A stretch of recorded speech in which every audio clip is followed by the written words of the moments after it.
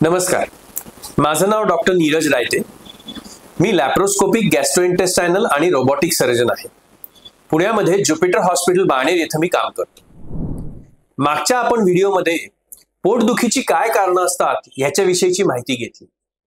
जर पोटदुखीचं आपलं निदान झालं तर माझ्यासारखे सर्जन डॉक्टर मग कशा प्रकारे ट्रीटमेंट करतात याविषयी आपण चर्चा करू. मुळात आपण सगळ्यांनी एक गोष्ट लक्षात घ्यायला पाहिजे की कुठल्याही आजाराला दोनच प्रकारे ट्रीट करता येतं. एक, गोळ्या औषधांच्या माध्यमातून किंवा ऑपरेशनद्वारे. युजली सर्जन लोक त्यांच्याकडे येणाऱ्या पेशंटची ट्रीटमेंट ही ऑपरेशनद्वारे करतात. म्हणजे प्रत्येकाचंच ऑपरेशन करतात असं नाहीये बरं का, पण सर्जन लोक ही विविध आजारांची ट्रीटमेंट ऑपरेशनद्वारे करण्यामध्ये माहीर असतात. मग नेमकं ऑपरेशन करतात म्हणजे काय करतात? कुठल्याही प्रकारचं जर आपल्याला ऑपरेशन करायचं असेल तर आपल्याला पहिले आपल्या पेशंटला भूल द्यायला लागते. मग भुलेचे विविध प्रकार असतात. एक प्रकार असतो ज्याच्यामध्ये आपण शरीराच्या ठराविक भागाला भूल देऊ शकतो. याला आपण लोकल अॅनेस्थेशिया असं म्हणतो.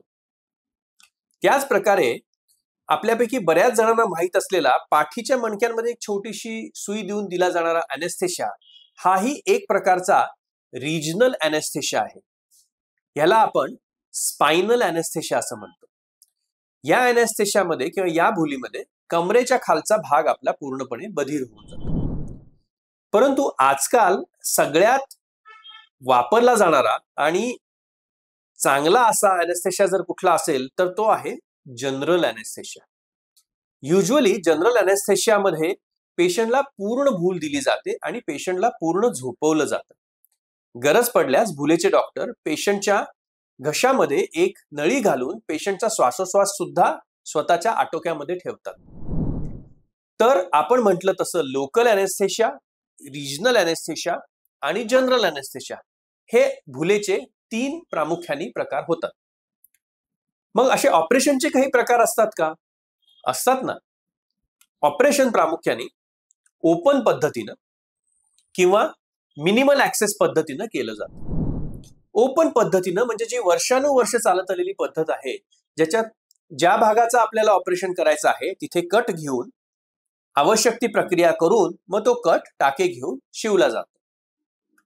तर मिनिमल ऍक्सेस पद्धतीमध्ये आता 2 पद्धतीनं ऑपरेशन केलं जातं. एक, जे गेले 25-30 वर्ष चालू आहे, ज्याला आपण दुर्बिणीद्वारे शस्त्रक्रिया किंवा लॅप्रोस्कोपिक सर्जरी म्हणतो. आणि दुसरं, जे गेले 4-5 वर्ष चालू झालेलं आहे, ज्याला रोबोट असिस्टेड किंवा रोबोटिक सर्जरी असं म्हणतात. दुर्बिणीद्वारे शस्त्रक्रिया आणि रोबोटिक शस्त्रक्रिया या दोन्हीही मिनिमल ऍक्सेस शस्त्रक्रिया आहेत. सो दोन्ही सर्जरीज मध्ये पेशंटला ऑपरेशनसाठी केला जाणारा कट हा अतिशय छोटा असतो. मग दोन्हीमध्ये फरक काय आहे? दुर्बिणीद्वारे शस्त्रक्रिया ही स्ट्रेट स्टिक इन्स्ट्रुमेंट्सनी केली जाते, तर रोबोटिक शस्त्रक्रियामध्ये वापरली जाणाऱ्या इन्स्ट्रुमेंट्सना आपल्या मनगटासारखी फ्लेक्सिबिलिटी असते. दुर्बिणीद्वारे केल्या जाणाऱ्या शस्त्रक्रियेमध्ये जितकी अवयव मोठे दिसतात त्यापेक्षा कैक पटीने मोठे आणि स्पष्ट अवयव रोबोटिक शस्त्रक्रियेमध्ये दिसतात. दुर्बिणीद्वारे शस्त्रक्रिया करताना सर्जनच्या हाताला येणारे जे कंप असतात ते आपण नलिफाय करू शकत नाही, पण रोबोटिक शस्त्रक्रियामध्ये या सर्जिकल ट्रेमर्स पूर्णपणे शून्य होऊन जातात आणि त्यामुळे सर्जिकल प्रिसिजन खूप वाढतं.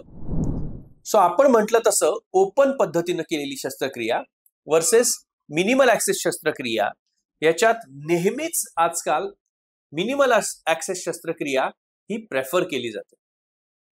यासोबत बऱ्याच जणांना आता लेझर हा एक शब्द खूप माहीत झालेला आहे आणि त्यामुळे ते आम्हाला डॉक्टर आमचं ऑपरेशन लेझरनी करा असं सांगतात. आपण सगळ्यांनी हे समजून घ्यायला पाहिजे की लेझर हे एक एनर्जी सोर्स आहे आणि लेझरद्वारे शस्त्रक्रिया करतो म्हणजे आपण लेझर ही एनर्जी वापरून शस्त्रक्रिया करतो इतकाच त्याचा अर्थ आहे. अर्थातच त्यामुळे लेझर प्रत्येक ठिकाणी कामी येईलच असं नाही. आज आपण सर्जन कुठल्या कुठल्या भूल देऊन शस्त्रक्रिया करतात आणि कुठल्या कुठल्या प्रकारे शस्त्रक्रिया करतात हे बघितलं. आता पुढच्या भागांमध्ये प्रत्येक शस्त्रक्रियेची सविस्तर माहिती आपण घेऊ. तुम्हाला हे जे आमचे व्हिडिओ आवडत असतील ते जरूर लाईक करा, सबस्क्राईब करा, तुमच्या मित्रांना शेअर करा आणि तुम्हाला एखाद्या विषयावर जर आम्ही बोलावं असं वाटत असेल तर आम्हाला जरूर कळवा. थँक्यू.